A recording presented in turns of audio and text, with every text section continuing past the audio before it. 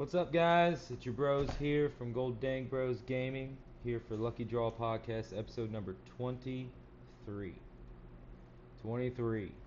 So, as always, we got some good topics for you this week. We're going to talk about our week in review.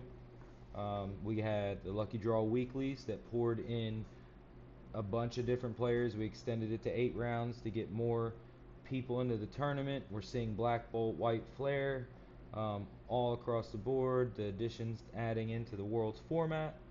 We got our own testing, which me and Tiger spent a good 4 hours recording and testing yesterday. We got some videos that are quite literally exporting on my computer right now as we speak. We'll be having those rolled out this week. So by the time you're watching this on Friday, 2 or 3 of these videos should be out. It takes a little bit of time to do the editing for anybody that knows. But Correct. other than that, Pokemon Presents brought out some good news. We're going to cover that real quick. And the big meat and potatoes for our episode today, somewhat controversial, is a fine line, that gray area between being what's called a rule shark and maintaining the game flow. That all spurs from an incident that Tiger witnessed. And like I said, we will get into that when we get there. But Tiger, week in review. How's your week been? Lots of worlds testing, lots of confusion, second guessing deck choices, ups and downs of the meta and predictions because of new decks just overrunning and other decks underperforming because of it. So the last month's worth of research is just basically out the window because we weren't ready for how impactful some of these cards made other decks. Oh yeah, and I know there's one we're going to talk about here in a bit. But I hear that you did narrow it down to 2 pieces you were thinking of. Yeah, I'm got it narrowed down to Miraidon or Charizard. Okay. Charizard was not on the list for a little while, but with the increase of Goldangos pushing kind of Dragapult down a little bit, has made ways for Charizard to kind of shine.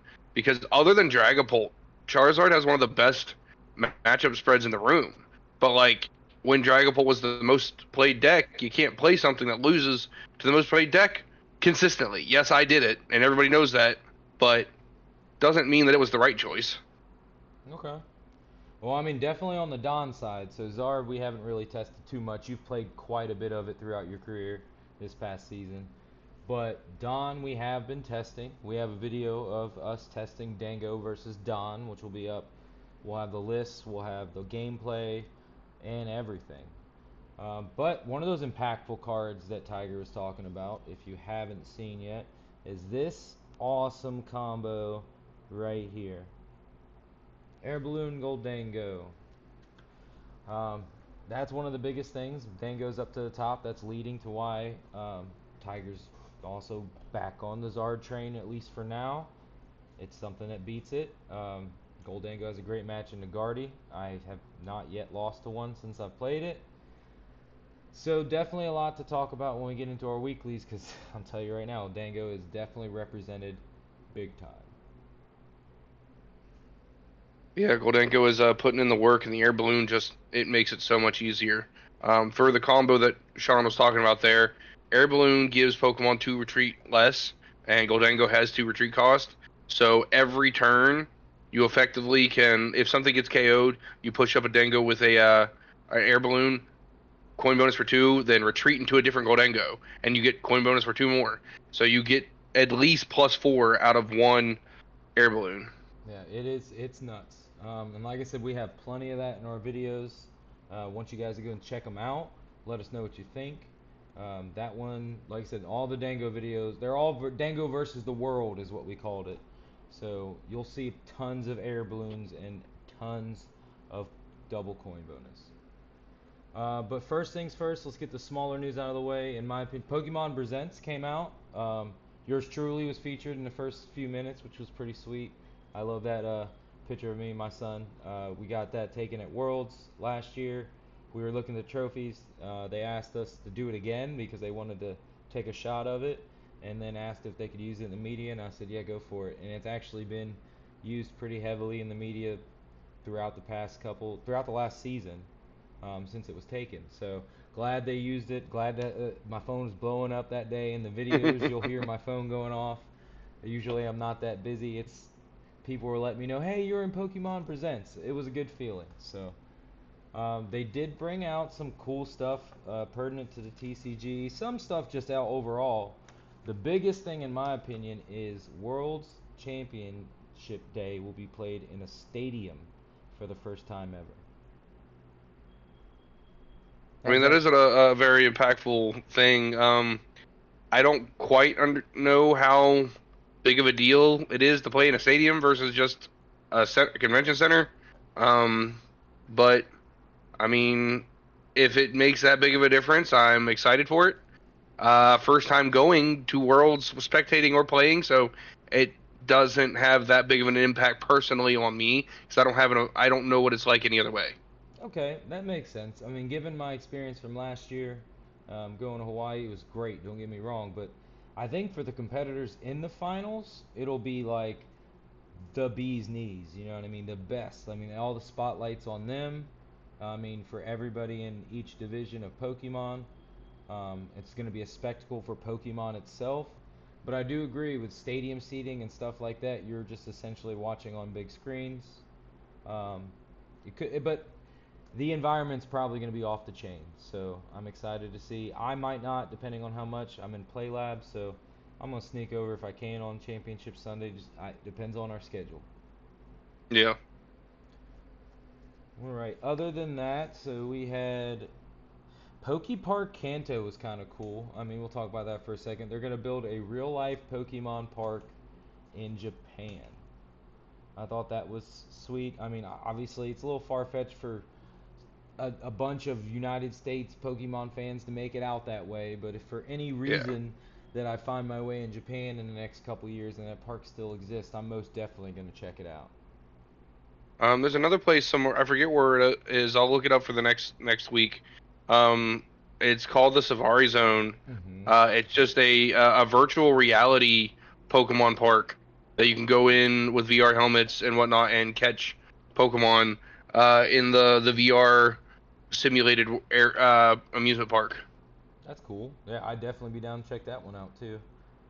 Um, Obviously, everybody knows we got the return of Megas. We'll save that for later episodes since they don't come out till the September 26th. But be ready for some three prizers to come back into the game. But I'm sure we'll have a bunch of that coming out soon. Pokemon Champions was revealed. I know this is VG, but it's kind of cool. It replaces Showdown, or what some people are saying. What'd you call it again? More like Coliseum. Yeah, it basically it reminds me of like Pokemon Coliseum or Pokemon Stadium for some of our older viewers.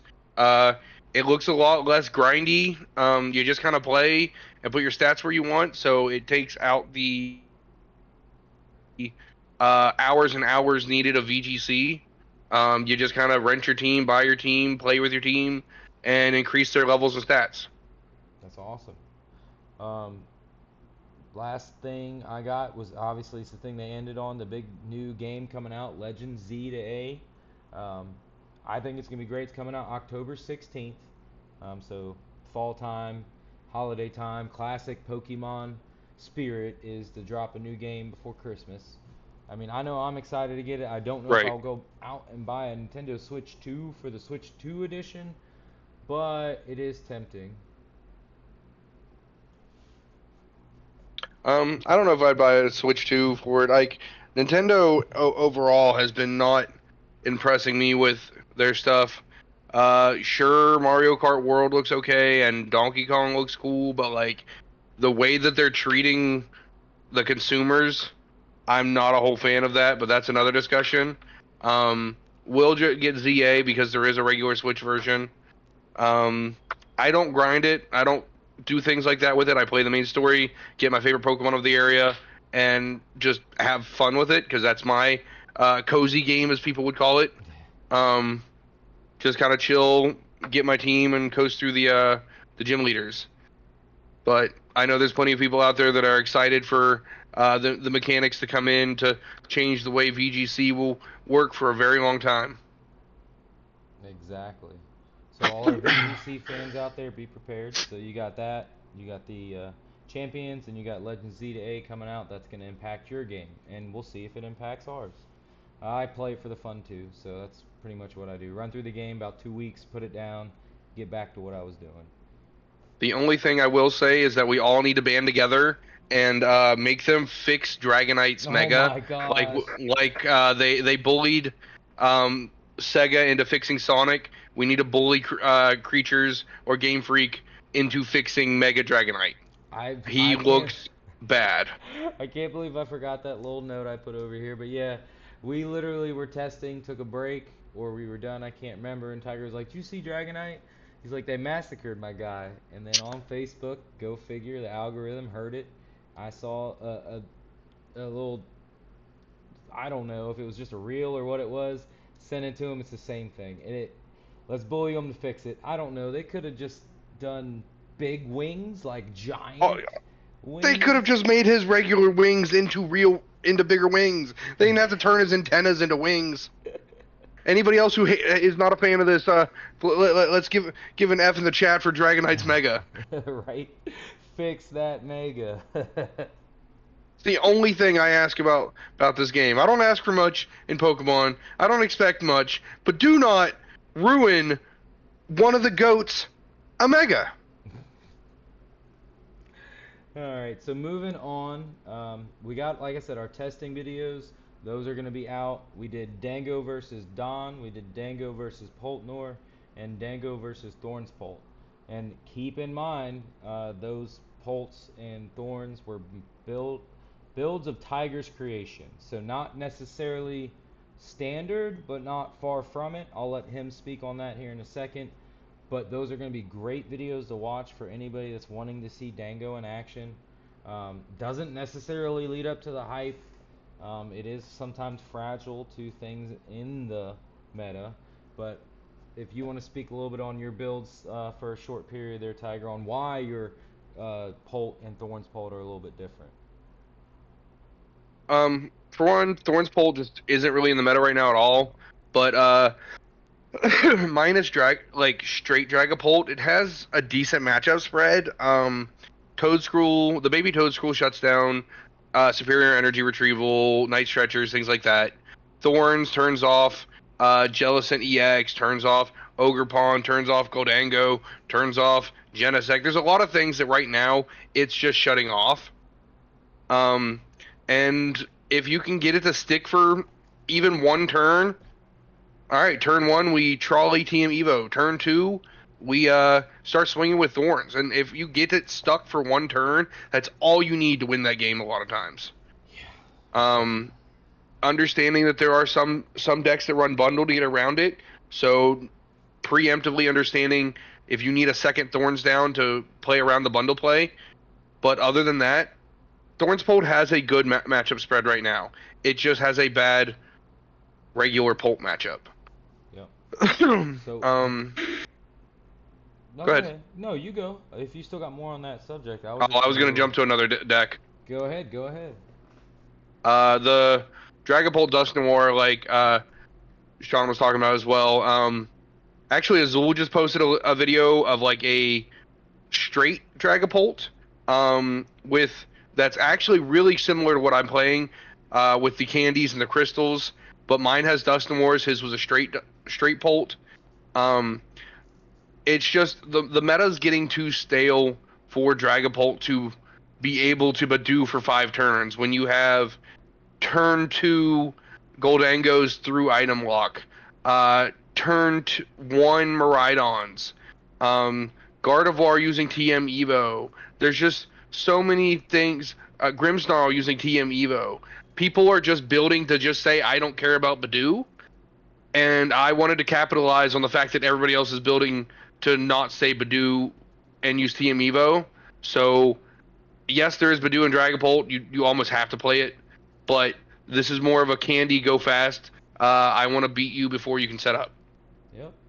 So for more on that, definitely check out our videos. We'll post it on our Twitter. have it on our Discord. You'll see it out there. Be a good chance, even if you just want to see our mistakes. I mean, I'll tell you right now, I'm not the most perfect player.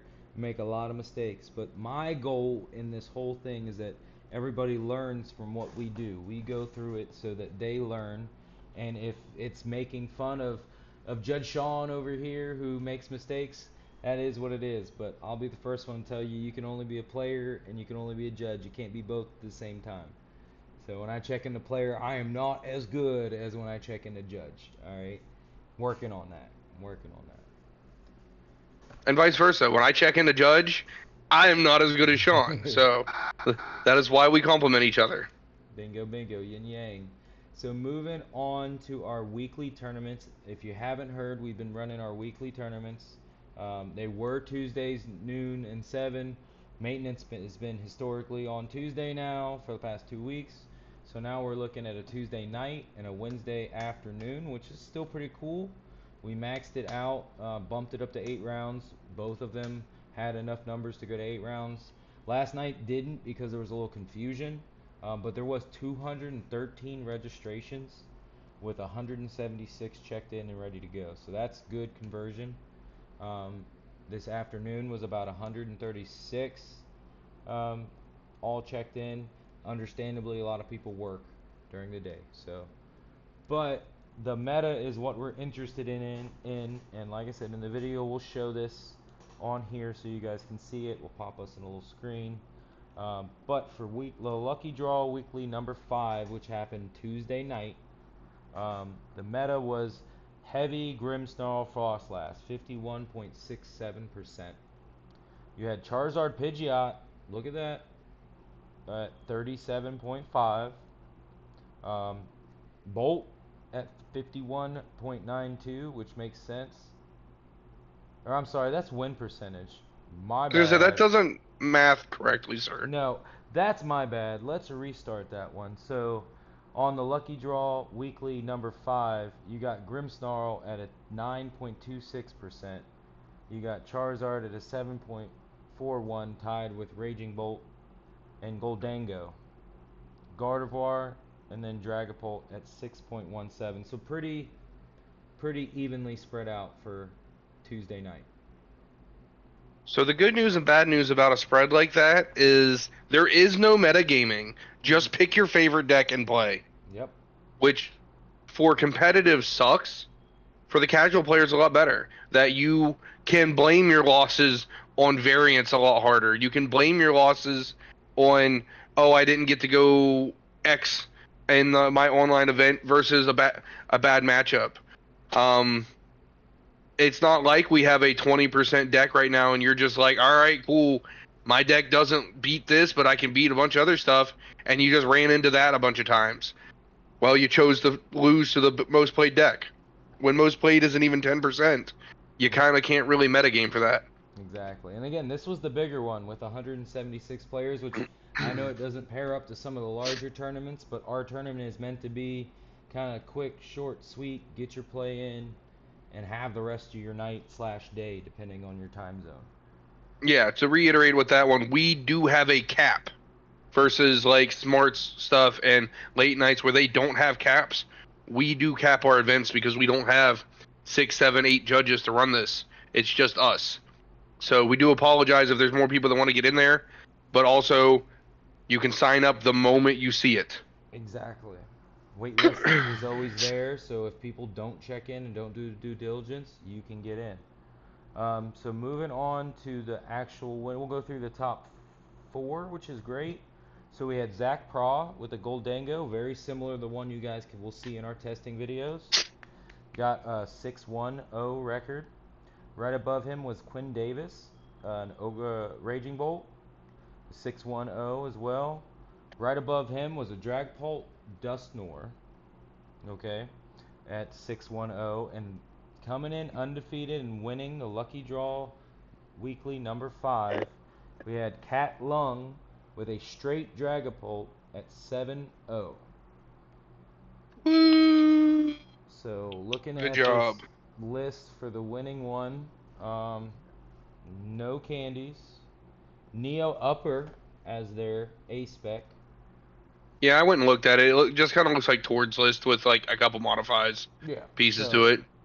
so there you have it. I mean, that's not too crazy. Again, we don't have the biggest pool in these tournaments to have them all out there, but seeing some of these lists does help. Quilava coming in as an honorable mention. Uh, so that means the Typhlosion deck coming in at in fifth place, 6-1, just coming up short. I know Typhlosion has a good matchup into Goldango. Yeah, it has a pretty good matchup into Goldango, into Raging Bolt, and like if it pops off, it has a pretty decent matchup into Gardevoir just because it trades 1-for-1 really well. Yep. Um, and for anybody wondering why it shows Quilava as your deck in these things, it's mainly because you probably play 4 Quilavas and only 3 Typhlosions, so it knows that the main Pokemon is the Quilava, Which I and that's mean, how they come up with the pictures. which if you think back to Guardy, I mean, Curlia was one of the main cards in Guardy back in the day because that's what did a lot of what you got to do. A lot of the middle stages have historically had the one better ability before you evolve, just like Dracloak into Dragapult. Hmm. All right, so really nothing else crazy. Guardy's down there. Um, EV box. I see a Diplin, so someone's was running a single prize. Uh, Grookey, Well, see, Thwackey. that's one of those where somebody thought they would play the meta, play against the meta that Goldango is kind of beating up on Dragapult and has a good Guardy matchup. But Goldango has an iffy Charizard, and Raging Bolt, and like depending on the setup, it's like 50-50 with Grimmsnarl. Well, what does Diplin beat? Diplin beats Charizard, Grimmsnarl, and Raging Bolt, Yeah. and it has like a 50-50 with Gardevoir. It just hard loses to Dragapult.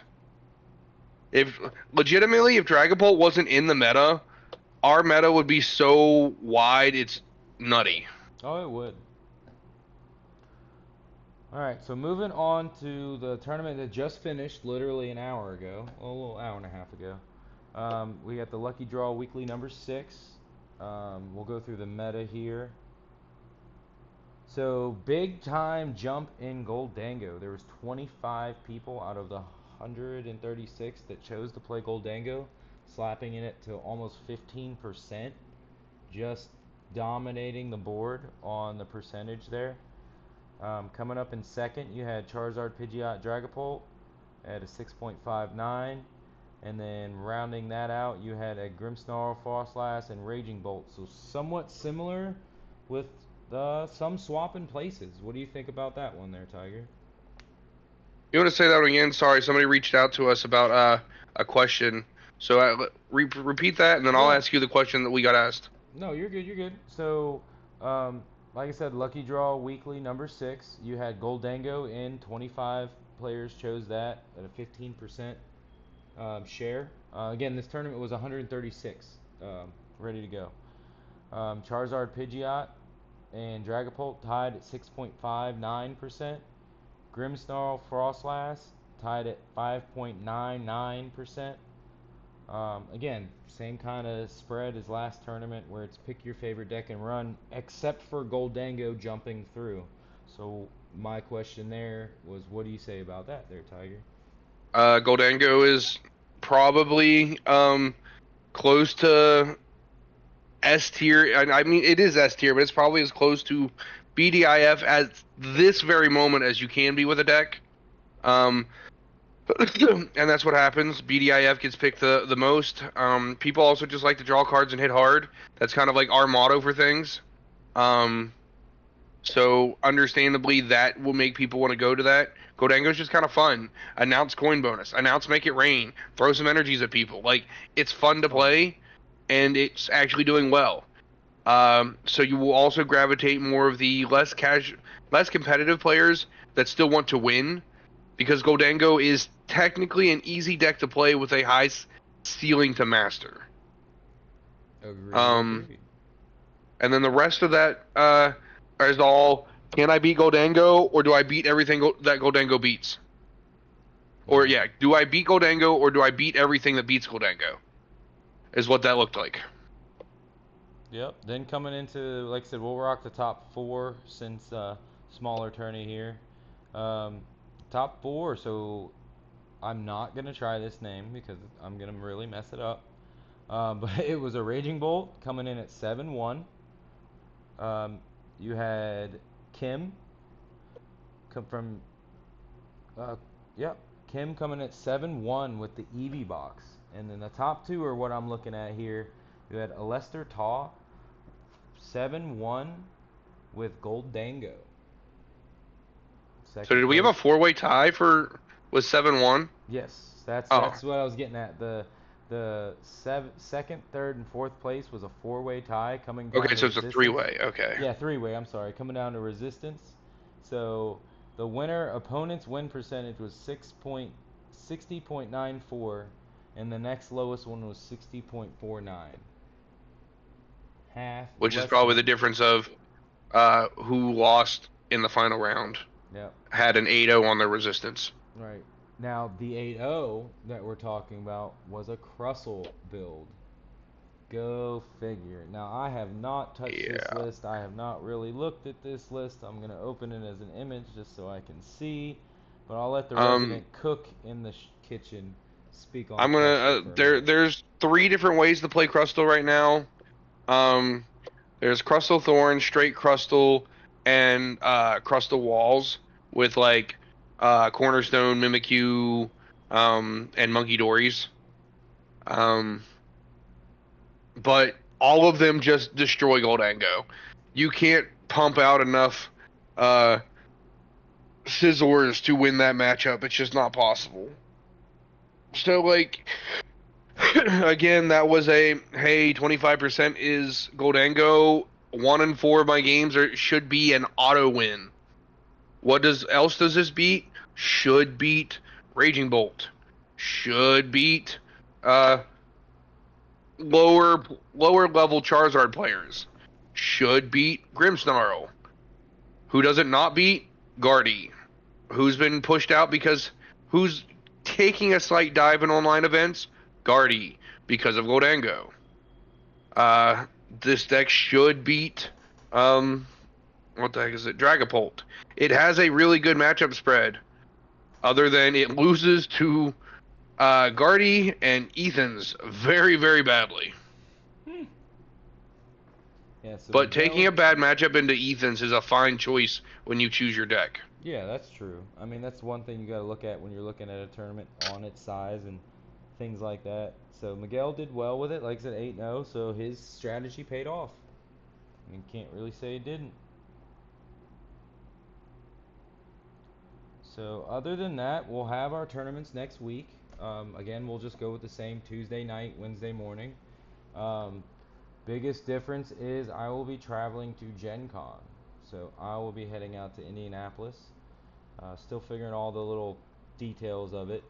But we will make sure the tournament runs one way or another. I can run it from my phone. It's not an issue. It's a little difficult when there's a bunch of calls.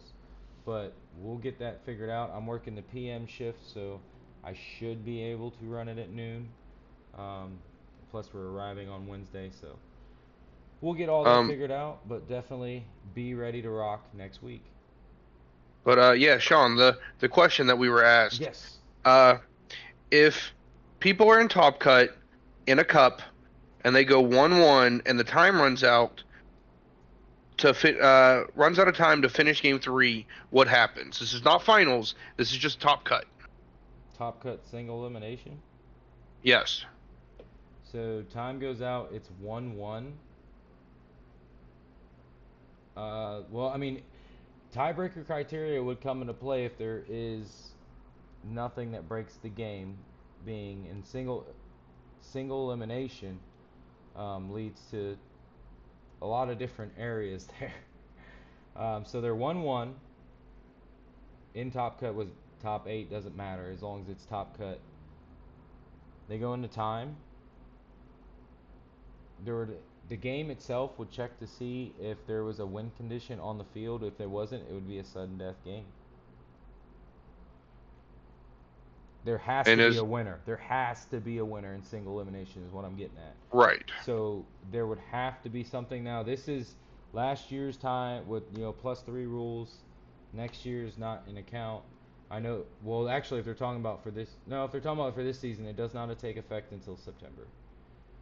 So So just not enough. Need more information than just what was offered with that. yeah, do need a little more information because the game has to check to see if there is a way for one person to win the other. If it's completely tied, a sudden death game would be needed because there has to be a winner. It can't just be a tie and move on to the next round. There is no Now, such is there thing. a way that they would go? It would go into just next prize card wins.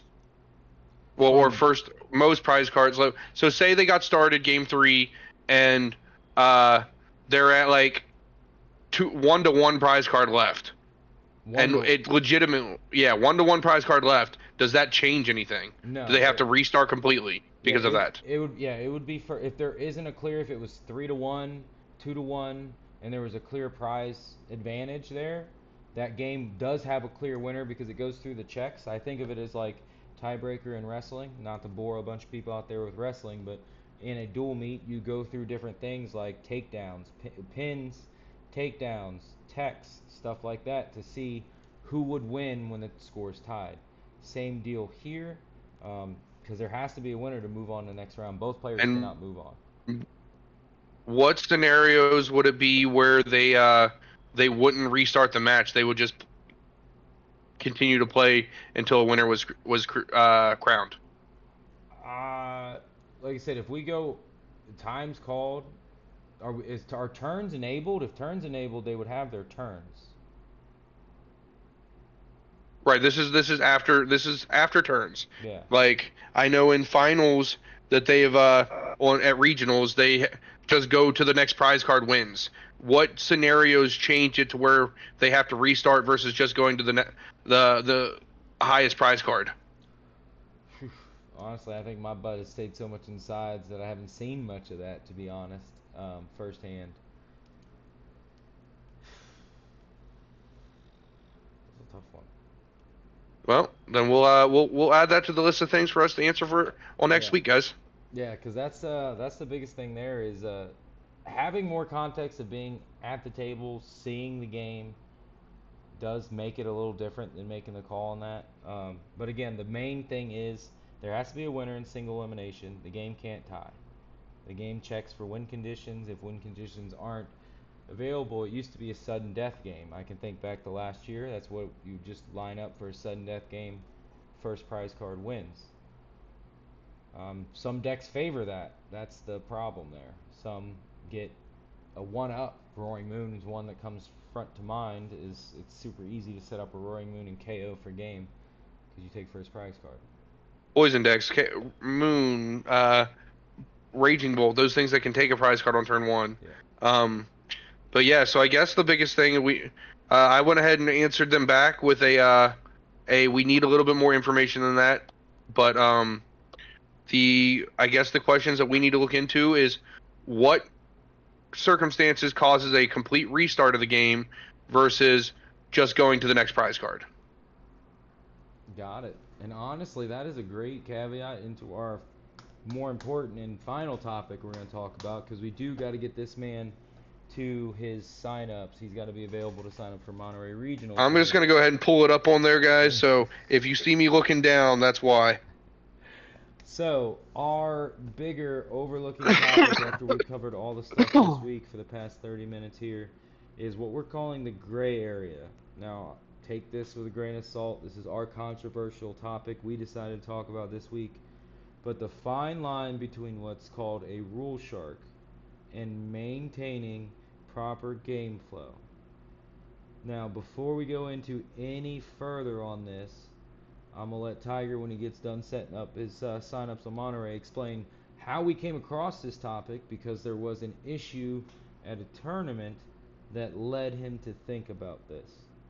And again, the whole gray area is when is it too far? When is it letting your opponent getting away with too much that could then impact the game later? We got a couple other examples we're going to go through.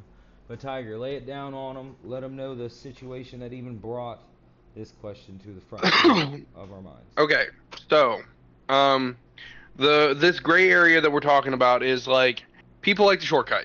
It happens all the time, but technically, shortcutting is not how the game is supposed to happen or work. We allow it for time purposes, but how far can a shortcut go before you decide no, I don't want to let you do that anymore. So that's like if somebody says they're playing 3 nest balls but they only have 1 slot on their bench and they say I failed 2 and I'm playing the last one, that makes sense. That's understandable that what they're doing and why they're shortcutting it. But if they play 3 nest balls out of nowhere, don't say anything, and go and grab a Pokemon, what do you do? Do you call a judge and say, hey, he played 3, grabbed 1, but didn't announce anything? Or in this one's a little bit more of a cheesy rule sharky one. When somebody plays a buddy buddy and a nest ball at the same time, and I want to say, all right, cool, you failed your buddy buddy because you went to a completely different card. Mm-hmm. Or if I allow you to play the buddy buddy and the nest ball, but you grab, let's say, a Dreepy and a Monkey Dory, and I say, all right, cool, you failed the second half of your buddy buddy because the order you pulled your cards out do not follow the order of how a buddy buddy and a nest ball would work. Am I okay for that? Did I get a little rule sharky? Did I follow how the cards are meant to be played because there is an order of how the cards should flow? But what this all was started over was a penalty should have happened for an order of operations problem. So there was a Flutter Mane in the active, and a Pidgeot on the bench used Quick Search. So they Quick Searched to get their Charizard. Rare Candied into Charizard, and played the Charizard and instantly started pulling out Fire Energies. But because of the shortcut, they didn't do a deck shuffle yet. If they would have deck shuffled and then did the Infernal Rain, would have been a penalty because they did an illegal search, because they did an illegal ability, because the Flutter Mane turned off the Charizard.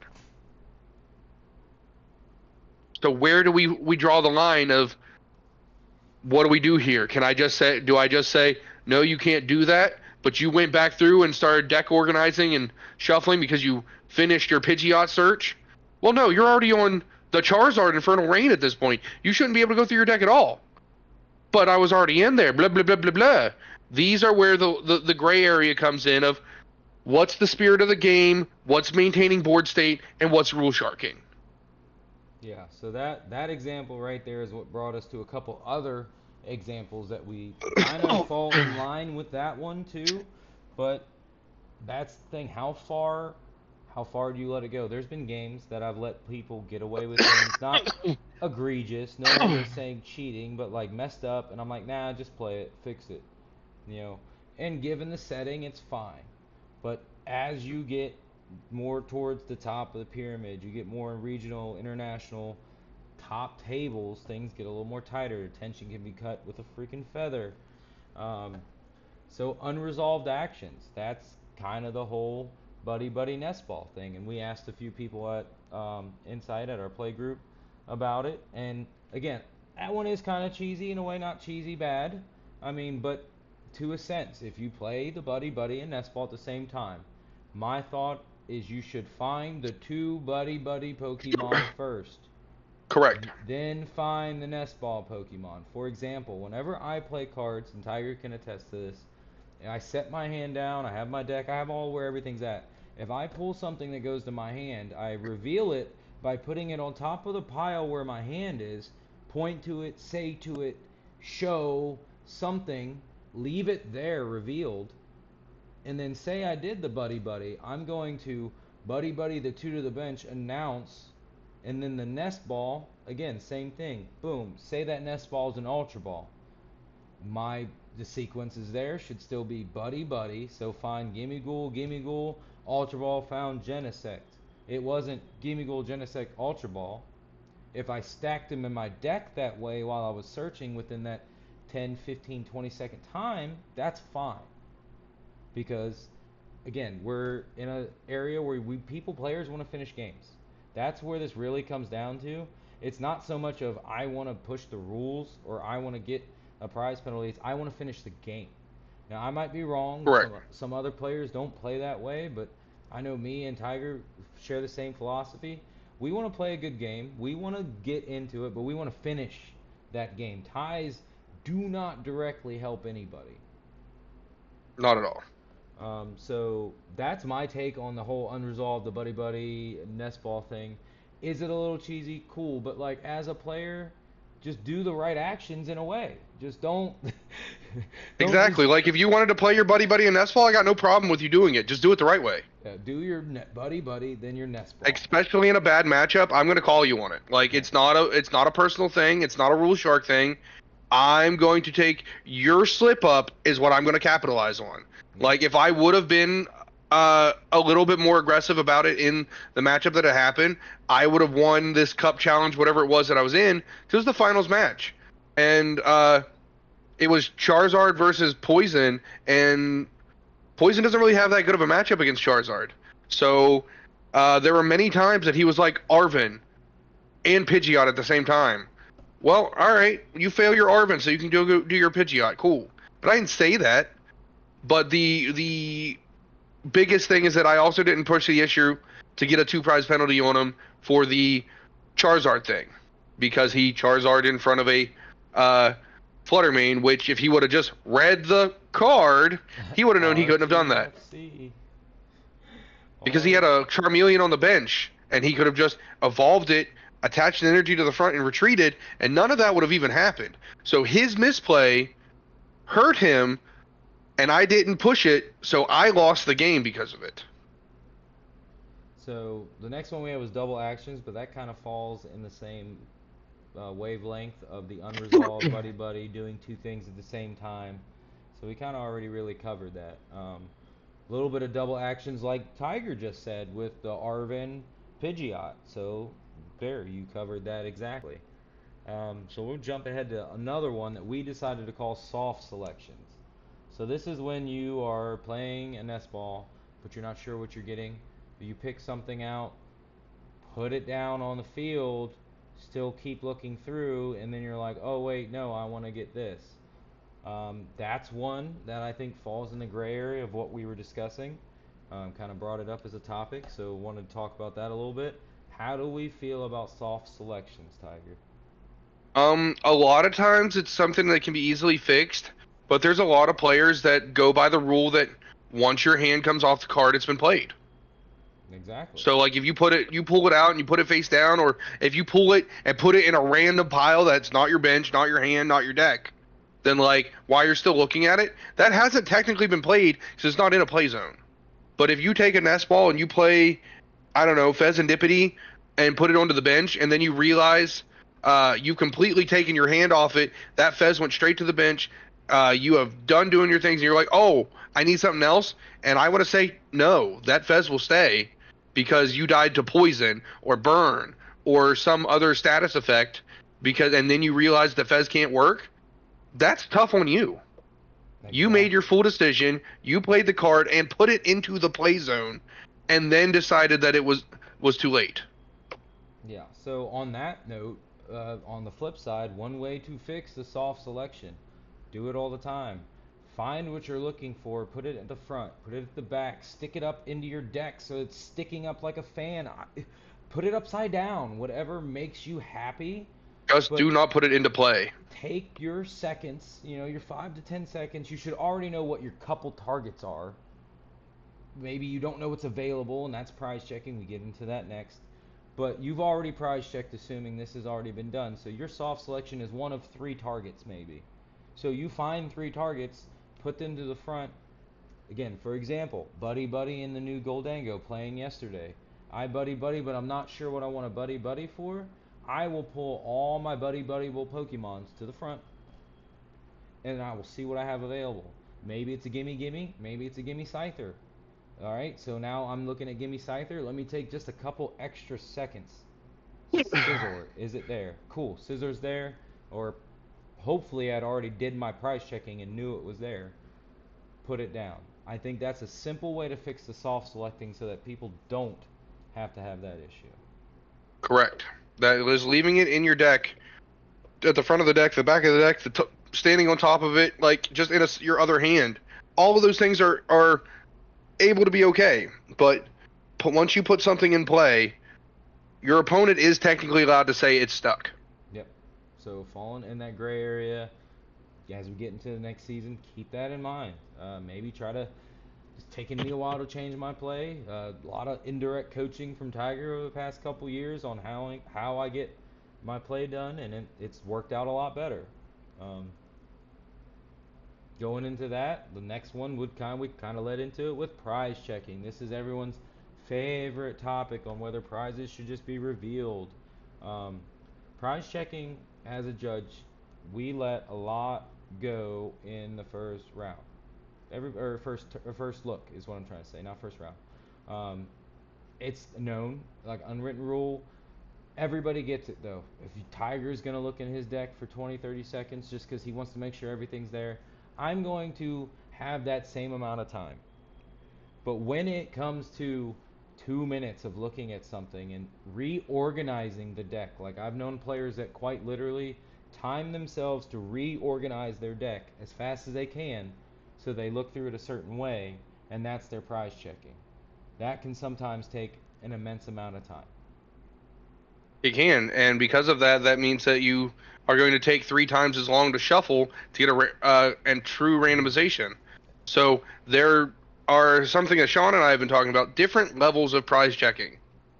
Especially with us losing the extra turns in time now. Your first deck search should be Pokemon, energies, most important trainer. Yeah. Get a basis of what is in the deck that you need and don't need. Your second search could be a second mess ball. Does give you more time. Go look for your next set. Using your playable cards to extend your search is legal. But if you sit there for 2 minutes organizing your cards, I'm going to tell you to stop. Yes. I'm going to tell you your time is up, and I'm going to call a judge. These are not douchey plays.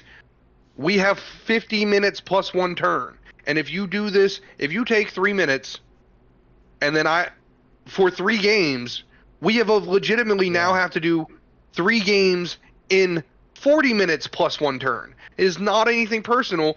I just want to finish the games.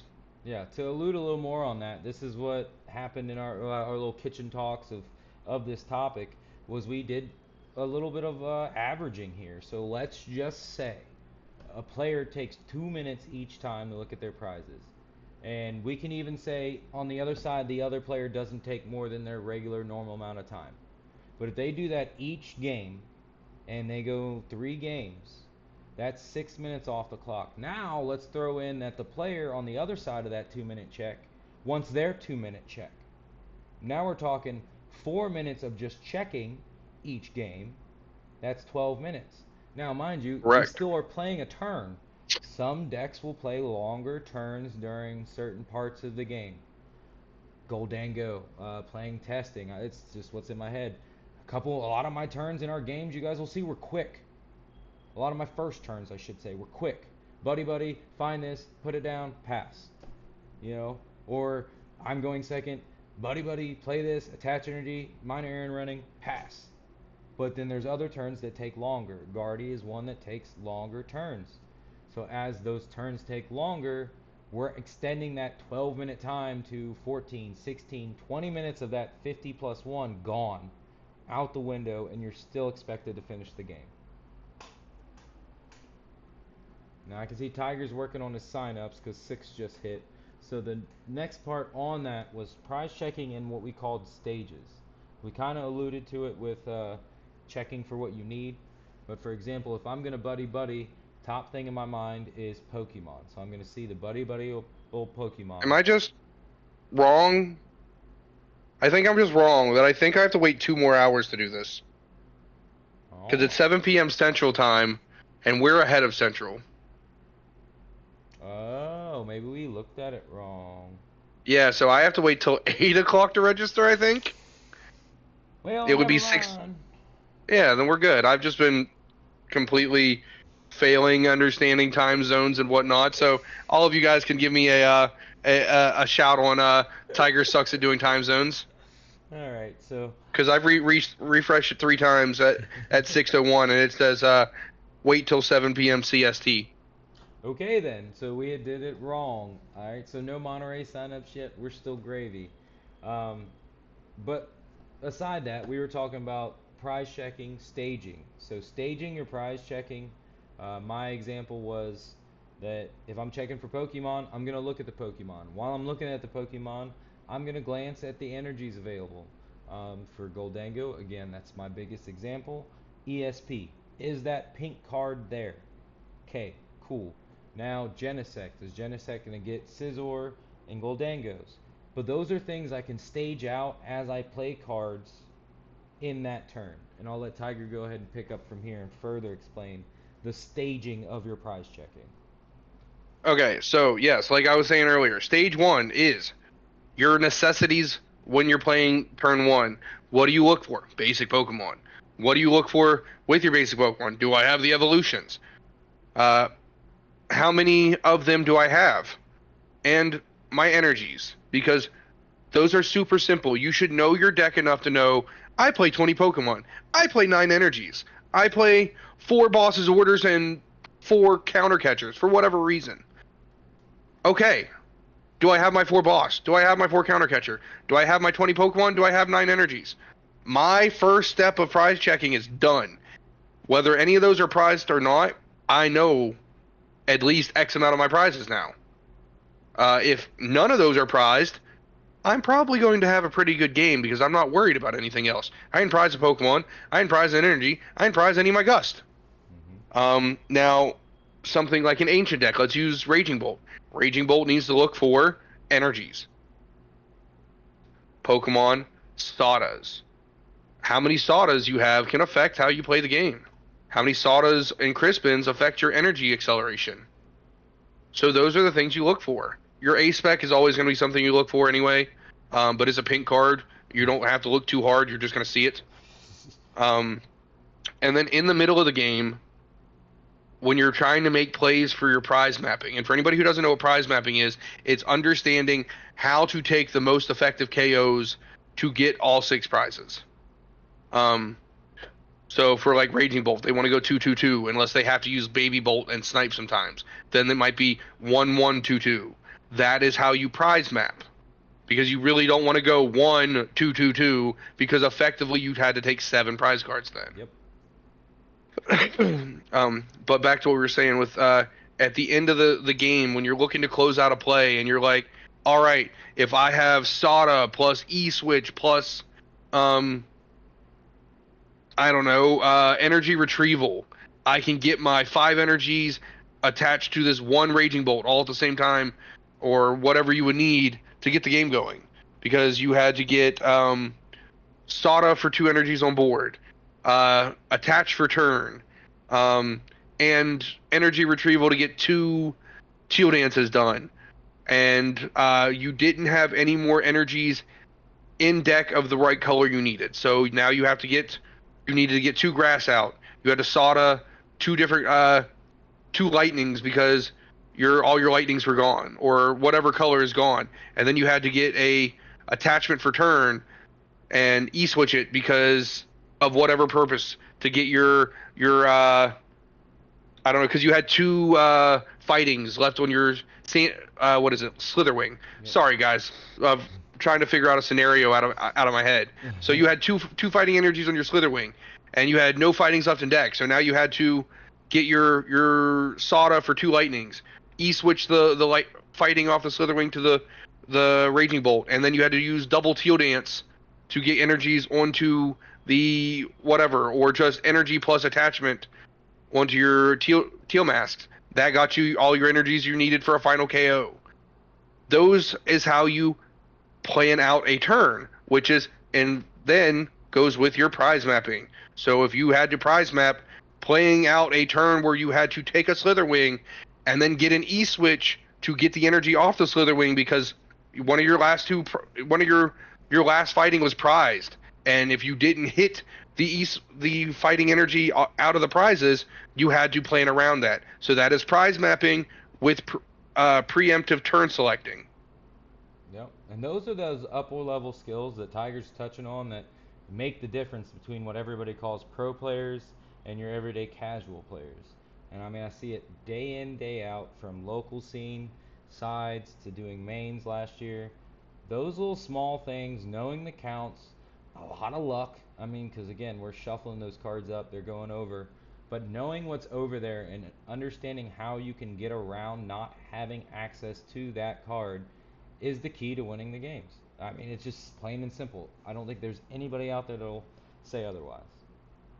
Oh, understand, because that to go with that, like he was saying, if you prize, like if I prize that last fighting energy and I don't pull it, you have to know how to play the game without it. You Mm-hmm. have to know from turn two, you're playing with two fighting energies in this Raging Bolt deck.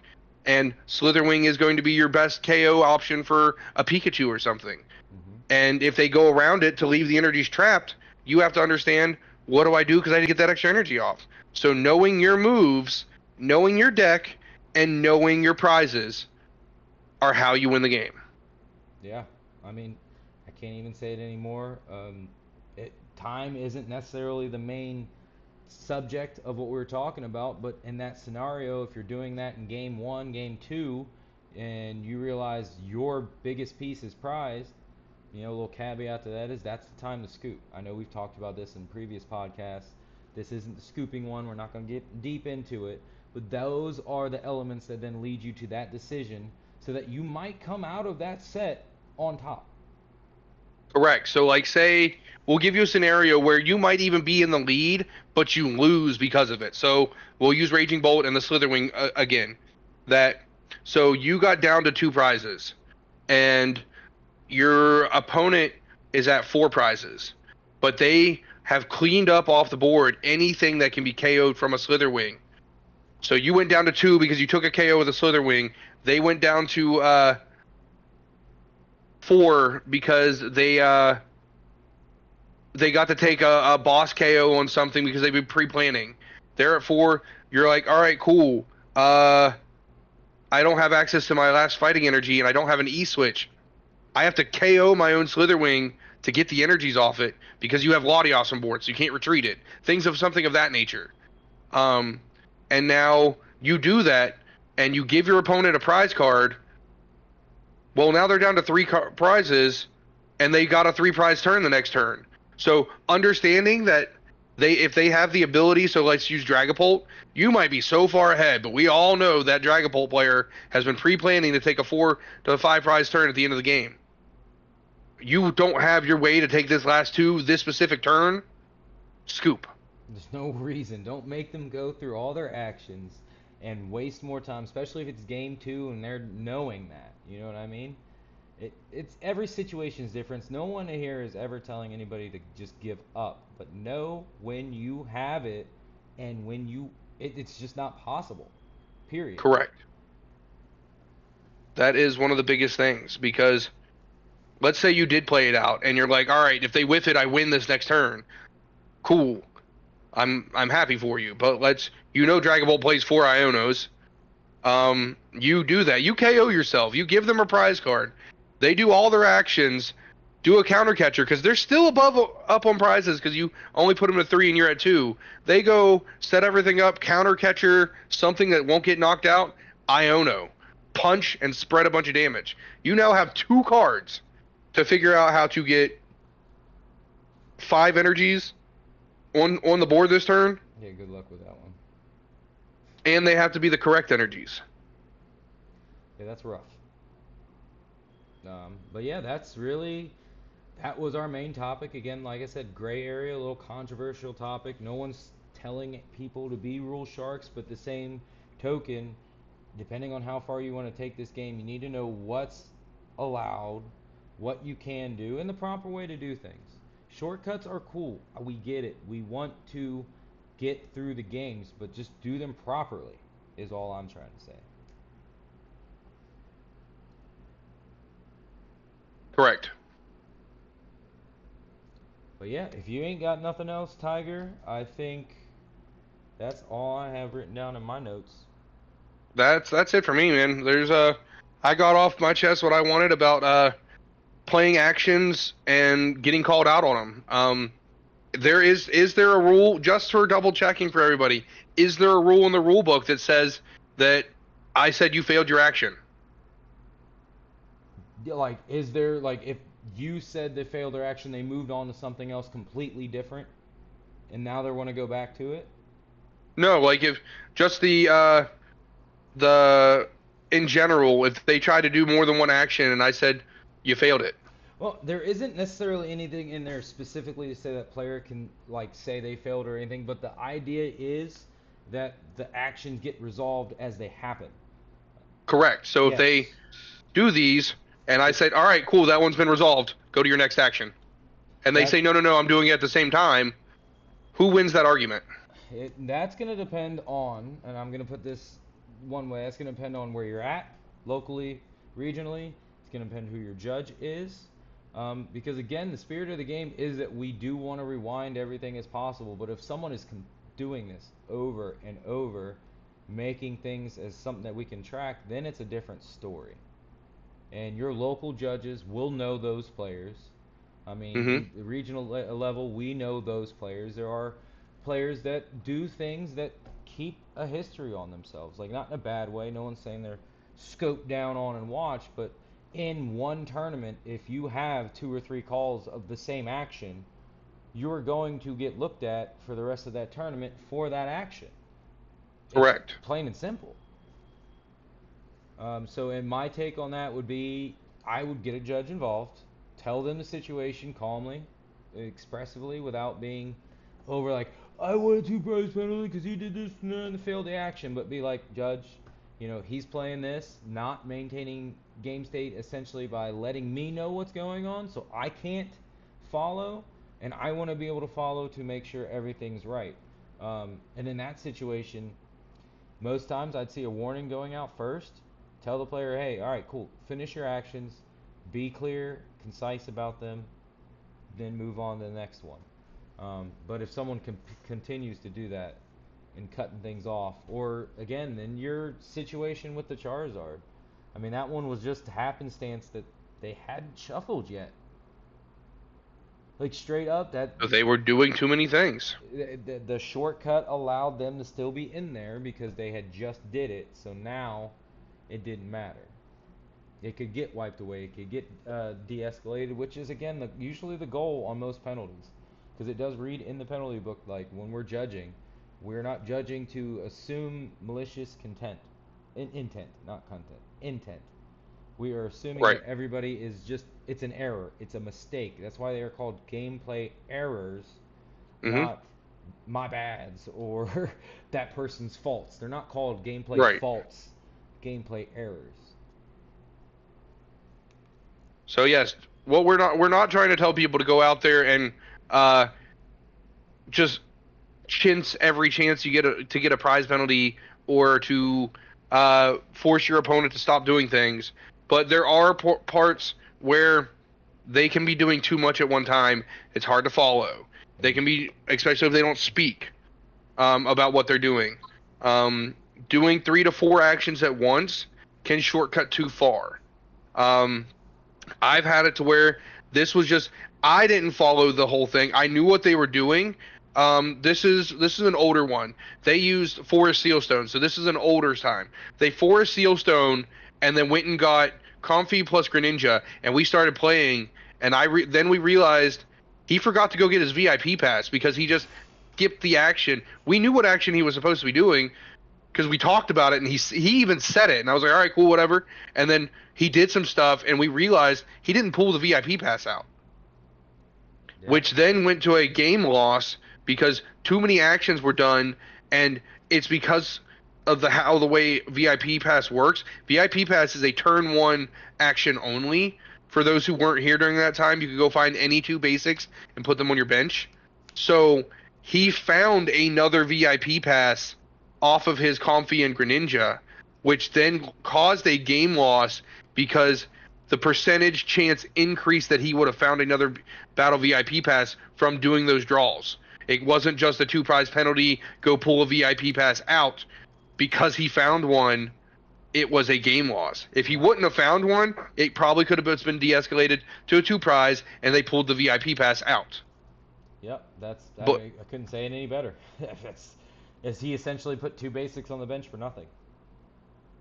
yeah, like effectively they could have also, like, if we would have caught it faster and say he did one action, they could have like thrown the other one back in and been like, all right, cool, you just force sealed for a single Pokemon. Yep, you can rewind. Players do forget that. Keep in track of what you can. We will try to rewind and go back and fix it, versus just. But yeah, I got a game win off of that guy. And he still won the match, so that doesn't always mean anything. Exactly. But I know Tiger's ready to go. I got to get ready for work. Actually, it's almost that time. Yes, sir. You've got about 45 minutes, so you have to be at work. Yep. Or get ready at least. Yeah, I'll get ready. All right, but we will catch you guys later. Hope you enjoyed this episode. We've been trying to make the hour mark. I'm glad we could hit the hour mark. Be sure to check out our videos. The gameplay videos we'll have loaded up there soon. One just finished as we were recording here, so I'm going to set it up on YouTube, and it should be posted within an hour or so, just however long it takes for it to actually upload to the interwebs. Yeah, let us know what you think of the deck list, the gameplay, and things you would or wouldn't change. All right. But all right, guys. Stay lucky. Stay lucky.